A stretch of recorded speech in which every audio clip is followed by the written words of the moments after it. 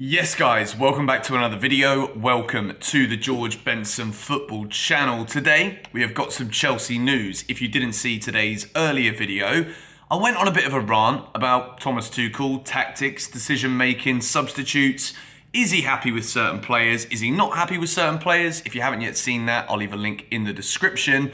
And before we do get into anything, we are closing in on the mighty number, which isn't really like a round number in YouTube sense, but 230 million subscribers could be achieved if you're watching this video and you're not yet subscribed, and you do subscribe, and then if you really want to be a legend, you can like the video too and turn on the bell notification so that when I do make content, you guys do not miss it. Today we are going to talk 6 different stories. We're going to talk 2 player exits first of all. We're going to take a little look at the updates, which there are updates regarding Wesley Fofana. We're going to also talk Aubameyang. What does Chelsea want this deal to look like? Are we going to get this done? And then I want to talk about Ivan Toney as well, because Ivan Toney is now wanted by Chelsea. And I think as this week goes on, the result that we had last night against Leeds is going to be a catalyst for potentially different kind of transfer movements from Chelsea than what we may have expected between now and the end of the window. But the first piece of news is kind of a backtrack on the last news video I made, where it looked as though West Ham had called off their interest in Emerson. Now apparently Emerson could still go to West Ham for exactly the same deal that we thought was called off last week. 13 million plus an additional 2 million pounds in add-ons, seeing West Ham get Chelsea's probably right now 4th choice left back. So as much as we have seen Emerson play in a left centre-back role, and we can clearly see from the weekend that defending isn't the strong point right now, despite having Koulibaly, Thiago Silva at the club, 2 of the world's most well-renowned centre-backs, Chelsea's still struggling. But I think as much as people might want to just jump on Chelsea here for selling Emerson when we have a defender problem, I think that this is kind of just another reason just to complain, really. Let's be real. Emerson wants to play left back. He don't want to be a left centre back. He's 4th choice at the club. Alonso's still here at this moment in time. So Emerson leaving isn't really that much of a surprise. And I think for 15 mil, Chelsea can be relatively happy with that business. We move into story number 2. Hakim Ziyech. This is another interesting one, and it's one that I didn't really go into much detail in the video I posted earlier about Tuchel, because I wasn't actually aware of this, to be fair. Hakim Ziyech, after the game last night, reportedly flew from Leeds airport to Amsterdam. Why would he do that? Well, there is this team in Amsterdam called Ajax, who Chelsea bought Hakim Ziyech from for £40 million a couple of seasons ago, and it looks as though it is very likely now that Hakim Ziyech will be moving away from Chelsea this summer, and a return to Ajax looks like the ideal destination. Now let's talk about Ziyech for a moment. Anyone who leaves Chelsea as a European champion, there's always going to be an extra affinity from fans to European champions. If anyone's ever played for Chelsea and got a European winners medal, especially the Champions League, then you're always going to be not necessarily sad to see them go, but players that win things at our club are always regarded in higher regard than players who come in and kick up a fuss and leave and don't really win us anything and end up going down as bad signings, because during that period Chelsea didn't win. We inevitably spend lots of money on some players that don't end up being a success. Hakim Ziyech wasn't necessarily a success, in my opinion, to the level in which we thought he was going to be.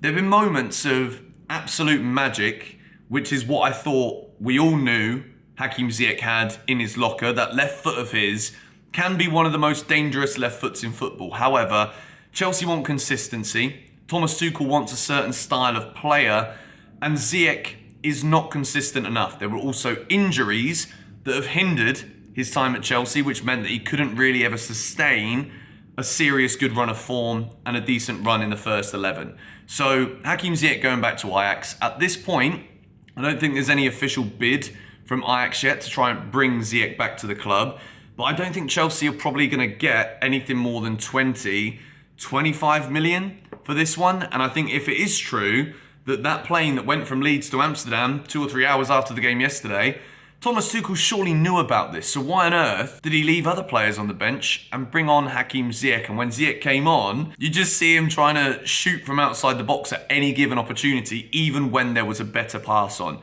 which for me looked like he was just trying to bow out of Chelsea in style.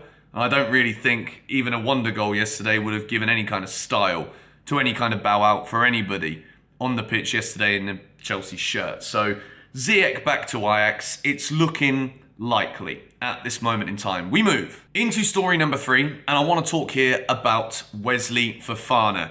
The movements today, in the past 48 hours, are that Leicester City have become less reluctant to sell, which means they are now more open to the sale of Wesley Fofana.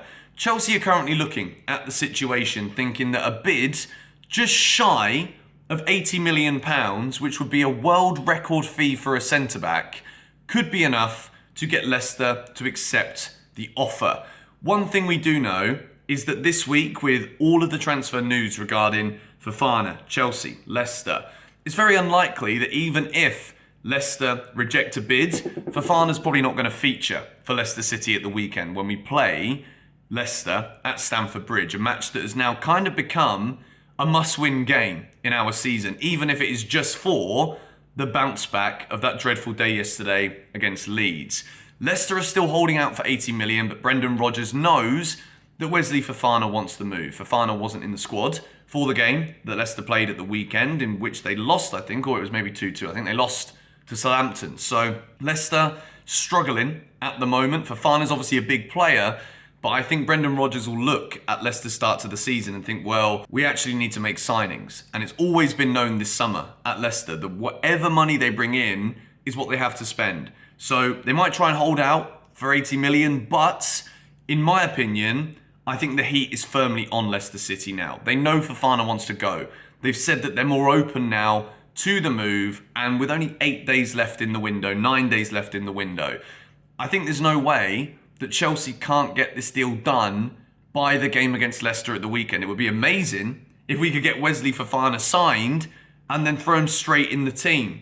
Because after what we saw yesterday, and we spoke about it in the earlier video, there's no way that we can see Reece James wasted in a right centre-back position again. Yes, there is still Trevor Chalobah at the club. He's wanted, reportedly by Spurs, Inter Milan, also interested as well, but no movements on that yet. And after the defeat, Thomas Tuchel wants to keep Chalobah at the club, which he should.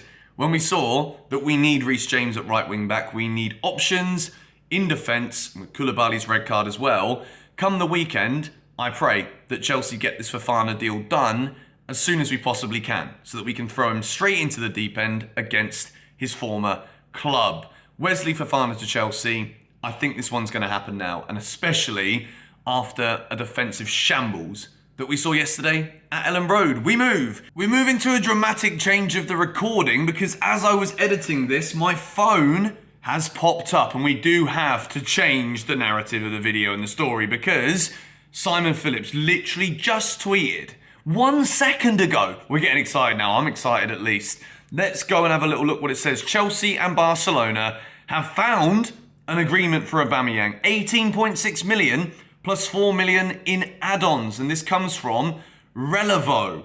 And I've never heard of these guys before, but it looks to me like a Spanish reporting network. So we changed the narrative of the video. I was going to have like Wesley Fofana plastered all over the title, but now it looks as though Chelsea may have found their striker. How do we feel about this? Is this even like confirmation? I guess you could say it's not quite a here we go from Fabrizio Romano yet, but I do trust Simon Phillips, and he's just reported this right now. Aubameyang to Chelsea looks as though it's about to happen, just north of £20 million. I think this is great business. I said it, we need a bloody striker, and it looks as though, whilst I'm editing this very video, we might have actually gone and found ourselves one. And as much as we can talk about Aubameyang being 33, as much as we can be a bit weary or wary of the association with Arsenal Football Club, I think Aubameyang would absolutely fit in this Chelsea team. Now, the relationship he has with Thomas Tuchel is a massive, massive plus here, because Aubameyang was at some of his best football was under Thomas Tuchel at Borussia Dortmund. He scored like 75 goals in just over 80 odd games under Thomas Tuchel before. Tuchel wants the player. And even though in the video we made earlier today, I criticised Thomas Tuchel heavily for what he did yesterday in the game against Leeds, I also think criticism is fair that overall, Chelsea in an attacking sense, despite how many attacking players we've got at the club, we haven't clicked under Tuchel. We didn't really even click in our Champions League winning run. Now that we've got a proper striker who can actually play through the middle with the likes of Sterling around him, will Kai Havertz find a different position now? I think he's going to have to find a different position. Maybe we see him drop into a midfield. Maybe Aubameyang is the catalyst to get Chelsea to start playing a 4-3-3. According to Twitter, Chelsea and Barcelona have agreed a deal for Pierre-Emerick Aubameyang. This is absolutely massive. And I think this actually would help to, not in the long term, solve like how Chelsea's future is with a number 9 is going to go. Aubameyang can still do it for at least a couple of years. And at the moment, we need to work on how Chelsea fix the fundamental issues with our attack. And in order to do that, there needs to be a genuine focal point of the team. So Aubameyang to Chelsea, it's looking on. And we might even be able to see him now, according to this latest news, by the weekend against Leicester City. Which, after the criticisms we've got of Kai Havertz in the past couple of games, the first couple of games of the season, this could be absolutely massive for Chelsea. So, Fofana, movements are looking great. Aubameyang, a deal has been agreed. This is very exciting.